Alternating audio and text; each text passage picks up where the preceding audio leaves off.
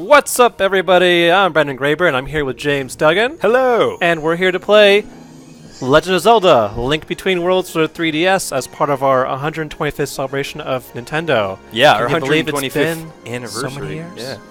It's crazy. And this is one of my favorite games. Why? Because my favorite game of all time is A Link to the Past. So you can imagine my hype when they announced like a direct sequel on Mine's the 3DS with my favorite place, my favorite iteration of Hyrule, now in 3D. And it did not disappoint, did it? Yeah, I know. I'll be honest. I was very cautious at first. I was like, oh man, how are they going to handle this? Are they going to bring out the Dark World? You know, what's going to happen? And, you know, everything turned out better than I could have ever expected. It was quite good. Especially with this music, this unforgettable Hyrule Field theme as the main theme for the game, plus the Dark World music. I'm going to try and find a way in there. You know, I never played A Link to the Past, but... Really? Yeah, coming in from a perspective of just enjoying the... I started with Ocarina of Time and had played and skipped a couple of games here and there, but I was blown away with this. This was my favorite 3DS game, and to this day, I think is my favorite 3DS game. I did not do the Master Quest, though. Once the game completed, I was like, man, that was fantastic.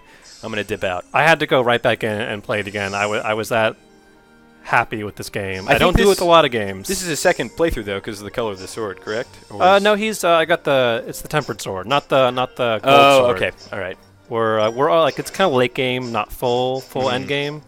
But just being able to revisit the best places of Link to the Past, like Link's house. Oh, yeah, that's right, my friend. I keep thinking he's going to attack me. And then being able to go, what's behind this wall? Oh, wow, I can go behind it now. I mean, that to me was crazy. I would always wondered playing the game, you know, seeing like just the 2D models, like you can only see the front of Hyrule Castle or the front of these buildings, but you can never really see what's behind them, like the forced 2D perspective. And now they can let you. And check it out. Majora's Mask Easter egg. There it is. Where's my Majora's Mask remake in Nintendo? I always thought that going behind that would do something, but Me it kind too. of just... I sit there for hours. I'm just like, come on, one of these days. And then, of course, the different interpretation of the Dark World. Instead of having to use the mirror, now going through as a painting, and this beautiful music greeting you on the way. I love Dark World music, by the way. It's just my favorite track in all of Zelda history is the Dark World.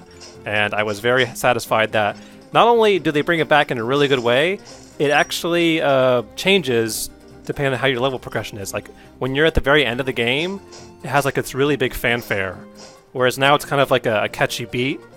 It gets even better once you get like to the Ganon's castle. And in this style of game that gives you an open world, but of course limits you based upon your items and what you've completed, it was just amazing the way that they weave together just all these different ways to go around the world. You can go from one corner to the other on foot. You can use these portals and cracks from the Dark World, and then going back into the Light World, and it was really very clever fantastic. how they kept that style of, you know, you have some items, here's a new place to explore, but we don't want to give everything away just yet, so we'll leave these things out of your reach. Like there'd be like a chasm, and you wouldn't have your 2D powers, or there'd be like a hookshot area, but you wouldn't have the hookshot thing yet. Right, and the fact that there wasn't a completely linear progression, you kind of get to go about the dungeons as you wanted to, instead of having to say, okay, this is first, this is second, this is third. Yeah, it was interesting because in A Link to the Past, once you got to the Dark World, there were a couple of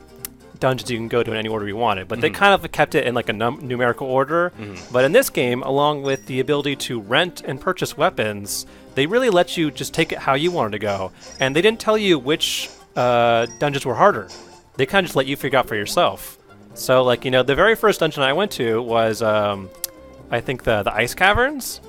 And that one, with like just a couple of hearts and like a regular sword, was brutal. And I was like, okay, whoa, I might need to go back and try like the Thieves' Hideout, because that one was a little bit easier.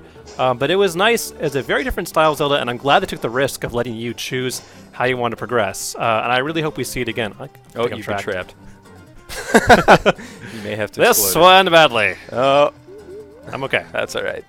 Yeah, this game made any kind of airplane ride to any convention something I looked forward to instead of something I dreaded. Oh yeah. It was fantastic, and it was one of the few 3DS games that had me playing it at home, as opposed to playing a PC game.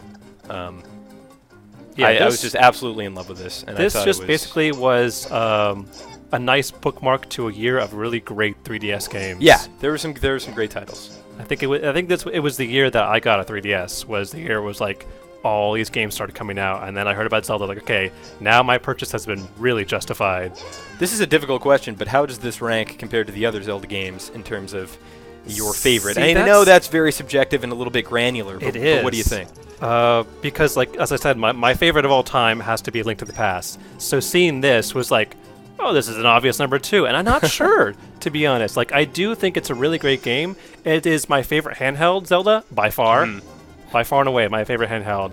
I would probably rank it like 3rd, maybe 4th, between like Ocarina of Time, Majora's Mask, Wind Waker. It's hard. It's a toss-up that it's constantly changing. But this is definitely up there. Well, after kind of Skyward Sword and Twilight Princess, which I wasn't super crazy about. It was really nice to see an entry that got me going once again in this franchise. And it's a very different game from Ocarina of Time since I never played Link to the Past. Yeah, it was real callback to the top-down games of yore that ended with, as far as console, they ended with Link to the Past, and on handheld, you know, we had only seen the Wind Waker iterations like Phantom Hourglass and Spirit Tracks. Right. But this really took it to a different level, where it was like, yeah, we're giving you top-down, but we're also giving you an added 3D benefit where at any point you could go behind paintings and walls that added a lot of new puzzles, and they came out in really interesting ways, like the Skull Palace, I think, the dark, it's like one of the Dark Temples. Yeah, that play with dark and light. That one, like getting the hidden chest in that one, took me hours to figure out. Okay, yeah, Easter egg hunts in this were just a total blast. Oh yeah, and like I prided myself on knowing where every heart piece was in Link to the Past. So like going on those hunts for the heart pieces and like for all the additional items you can get every dungeon, that was a blast, and I loved it. I loved their approach to puzzles and dungeon design in this game.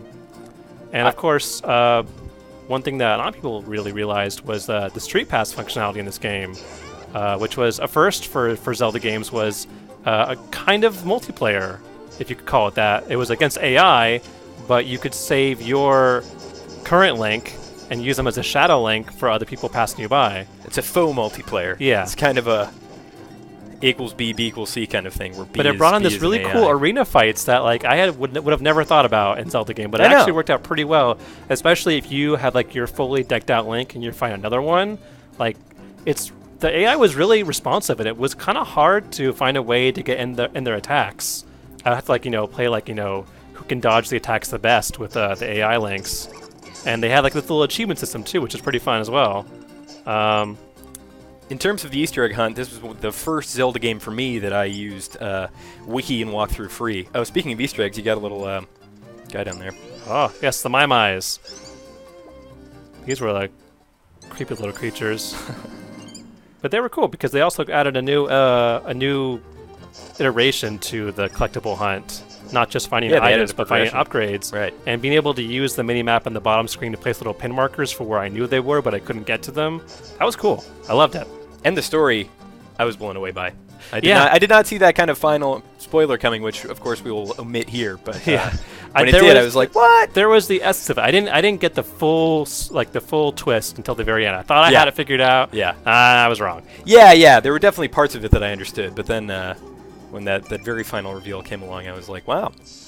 I just had a smile. I was grinning, had a huge smile on my face, sitting next to somebody on an airplane. But definitely, if you're a fan of Zelda games or Link to the Past, and you're wondering if this is going to be a good one, go play it right now. Go do that. If you haven't already. And if you have, please share us your memories. I'm sure you must have really good ones, either about the series or how Link to the Past helped you, or how this game had its own memories, because there was tons of awesome different dungeons and places to go to.